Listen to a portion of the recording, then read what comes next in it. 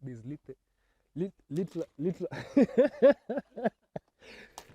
imekataa.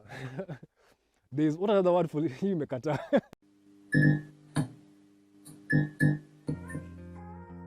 Hey, what's up guys? That guy over there is LP, and welcome back to another review. If it's your first time, karibu sana, and don't forget to show some love before you leave. Today we're taking a look at the 2012 Mitsubishi Galant Fortis. This review takes care of all the cars from 2007 to 2015. A bit of facts. The Mitsubishi Galant Fortis was sold from 2007 with the same nameplate as the original Galant that was discontinued in 2005, with the hopes to inject the same sporty looks of the Lancer Evolution, the Evo. Initially offered as a saloon until 2008 when the hatchback, the Galant Fortis Sportsback, was introduced. Production ended in 2015. Mitsubishi only focuses on SUV type of cars. The Mitsubishi Galant Fortis is the Japanese version of the Mitsubishi Lancer sold in New Zealand and other markets around the world. A high-performance turbocharged Ralliart version is available as a dialed-down Evo model. Models include the Exceed, which is the base trim, the Super Exceed, which we have here today. You can see with the wood trims dashed here and there. The Sports and the Ralliart, which is the performance version, which you can get in both sportsback and saloon version. It competes with cars like the Toyota Premium, the Toyota Allion, Nissan Sylphy, Subaru Impreza, Mazda Axela, VW Golf, and the Audi A4. It comes with a button to engage four-wheel drive, plus a diff lock that most owners will probably never use anyway, especially here in Kenya, being that even our speed bumps needs it to be raised a bit to have it clear them. So maybe it's more for traction for guys who have winter.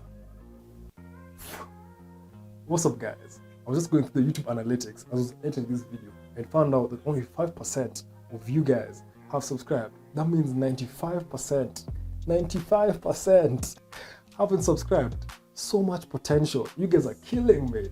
Killing me. Subscription to my channel or any other channel on YouTube is totally free. Nothing will be taken away from you. It's just pressing that subscribe button and it helps a lot. And liking our content just helps push things for us creators. So yeah, go ahead, subscribe, like the video, and let's get back to it. For most guys watching this right now will be asking themselves, LP, what's the difference between this and the Ralliart or the Evo? Because they look similar. It can lie to guys. For the normal person who doesn't know cars, who will definitely think this is a Ralliart or it's an Evo. The difference is one, between the stock and the Ralliart, the bonnet. The bonnet on this is just a plain bonnet. But on the Evo and the Ralliart, you get the bonnet with 2 slots and a small intake here at the center. The headlights are usually the same on all of them going around, but you find guys who put aftermarket eyes and stuff. One other difference is the bumper and the grille. For the Evo, you get this similar grille, but the bumper is more aggressive. You get more intake ducts on the sides. And the Evo, you get a different kind of grille, which is a mesh grille, and you get slots here on your bumper on each side. You get wider fenders on the Evo. The Ralliart has similar fenders to this. So if you get an accident, get a normal Lancer, put your fenders on the Ralliart. But on the Evo, you get a different fender and an exhaust outlet here on the side. By exhaust, I just mean air outlet from the wheel well to remove the pressure from within. At the back, the Fortis has no spoiler. The Ralliart has a spoiler, but it's smaller. And the Big Daddy Evo has the biggest spoiler of them all. Coming down to the bumper, the Ralliart has 2 dual exhaust pipe outlets, while this just has 1 single on the side. The Evo has something similar. You get a more aggressive rear bumper with a diffuser on it. The biggest sellout that you can't really do, or it's not easy to do, is the fuel cap door. On the Ralliart, it's a circle, and on the Evo, it's a square. This being the saloon, aside from the hatchback is meh. Guys like it. I seem to be the only one who differs. But you tell me on the comments below, which one do you think looks better, the saloon or the hatchback? Yeah, I like this more compared to the hatchback. From the back, you get the angry eyes, which is another great addition because the hatchback have these angry eyes. Into the boot, you can get in 3 ways. You can use your key, you can press the button here at the back, or from the driver's side door seal. But I'll use the key, press, hold, it pops. and you open. The boot opening is wide. It's not as deep as I would expect it to be, but it's sizable. You can put enough suitcases here at the back and sit it.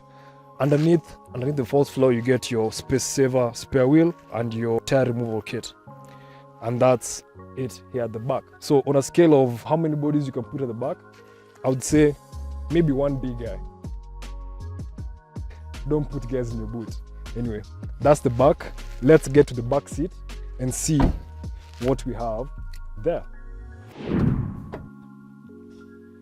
Getting to the back seat, the door opening is wide, though the door doesn't open as wide. It opens about maybe 70 degrees, and you have to be a really big guy not to fit through this opening here. But once you get here, sliding into the back seat is made easy. So I bet putting child seats is easier because you have 2 child seat isofix points on both outer seats. So entry, as you can see, is easy. The door fill,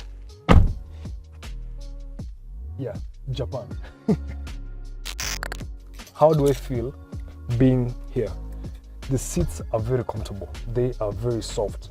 I don't know what kind of material they use here, but it's very soft. Even when you get in and sit down, the spring on it is quite a lot.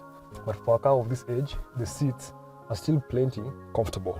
If I sit upright, vizuri, I have enough headspace, I have enough leg space with the seat at my driving position. At the seat bottom, this is raised up, so I can slide my feet underneath and have a comfortable space here at the back. How are the materials here at the back? I have cloth here at the center and a bit of faux leather at the middle parts or on the outer bits of the seat, and they still look okay, especially the cloth bit. I wouldn't even tell you if it's seen a day in its life of people's bum in this car. That's how good the materials in here are. Even the faux leather, I'm not seeing wrinkles or scratches or anything. The materials look really good. Getting to the center seat. The center seat, the first thing I noticed is that it's not as comfortable or it's not as padded as the outer seats. So your bum hits the hard bit pretty quick. The backrest is not as soft too. For leg space, I have enough leg space for both sides. For shoulder room, having 3 adults at the back will still be a squeeze, but it's a squeeze you can manage. For a guy my size, I'm about 6 foot tall. I have enough knee space and I have enough head space, surprisingly. I thought it would be less. It's comfortable. It's comfortable here at the back. For practicality, you have child seat anchors, both outer seats, back seat pocket on your passenger side seat. The driver one is not there, and you get a small door pocket for small things. The center armrest, the 2 cup holders here at the end, so you can have your drinks displayed here. The seat splits in a 60-40 manner, so you can drop them down to have longer things pass through the back. On the Super Exceed, the materials feel better than on the standard just Exceed model. So that's the back. Let's go to the front and see what we have there. The front seat, the door opens wider than the back. The seat is very adjustable. I like these manual seats because you move quick back and forth. You do whatever you want and you bam, done. So with this one, it comes to that point. That's the farthest setting at the front, and you still have a lot of space here. The steering wheel is adjustable too. It's just not telescoping, but it moves up and down. So you can set it to however you feel. If you want to move it away from your thighs or take it lower so you can see more ahead, you can do that. What I've noticed before I get in is the side bolster. It's gotten a bit of beating from entry and exit over the years. It depends on how you get in and how you get out. You will hit this definitely in the long run. Getting in, just slide and get in. The front door is similar with the back, so you get that Japanese type door with this. Materials are similar at the back. You get this cloth material at the center and a bit of faux leather on the sides of the seat. They feel pretty good. There's a bit of wrinkles here and there. It really looks like real leather, but actually be convinced this is actual leather. The way it's wrinkling up. The steering wheel is nice and it feels sporty-ish. It has the buttons for your cruise control on this side and your volume and media controls on your left. On the side, you have your traction control button. You press it once, it goes on and off. You hold it 5 seconds, it goes fully off. S and G is this auto start and go. This actually just works when you're in traffic. So if you come to a standstill the car will shut off, and when you put your foot on the accelerator pedal, the car will kick up again. So how do I feel being in this car? You get a sense of a pretty long bonnet from where I'm sitting, and for the look of materials, you feel really premium, even though they're not, but it gives you a good feeling sitting here in this car, especially with the two-tone interior color and the wood trims dashed here and there. On your dash, you get a small digital screen. With the startup of the car, you get a welcoming note with that small screen you have there at the center, and you get a bit of information on the status of your car. And one thing I've noticed, with the door open, it won't tell you any more information than what you're seeing right there. And I bet mechanics don't like this, especially being that you like working with the door open rather than working with the door closed. So that's the front. Let's get to the bonnet and see what's underneath the 3 stars. Opening your bonnet is a flick here on the side. The bonnet pops, it's quite stiff. It's here.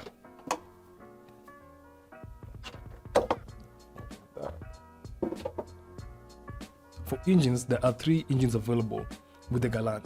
Early models are powered by a 2-liter 4-cylinder engine, while in 2009 a new, more powerful and efficient 1.8-liter was introduced. The top Ralliart models receive a 2-liter turbocharged 4-cylinder unit. A CVT automatic is most common, with a 5-speed manual a rare option. The Galant Fortis is a solid car with good, if not great reliability record that actually surpasses some of the Toyotas around. The turbo engines require extra care, but if properly maintained, it's reliable. Most of the bugs were worked on later production cars. The transmissions are known to have issue over 100,000 kilometers. Make sure the one you're going for shifts smoothly, but just know it is a known issue. The ABS system is known to have issues too. Although this won't cause the brakes to fail, it could mean the ABS is not functioning, so have that checked. The biggest difference between the Galant and the Lancer lies in the safety specifications. The Lancer features a full stack of airbags and electronic stability control. Sporty exterior, simple yet comfortable interior, plus good reliability record. And to put the icing on the cake, the resale value on locally used Galant Fortis is low. So you can pick up one of these for a bargain for everything that you're getting. Putting the Mitsubishi Galant Fortis in my books of understated cars in the used market. Plus you have the closest thing to the Mitsubishi Evo with the Ralliart grade that accelerates fast and gives you the feel of an Evo without breaking the bank. Thanks for coming this far. If you like this video, subscribe and hit the like button. It really helps with the algorithm. And catch you guys on the next one.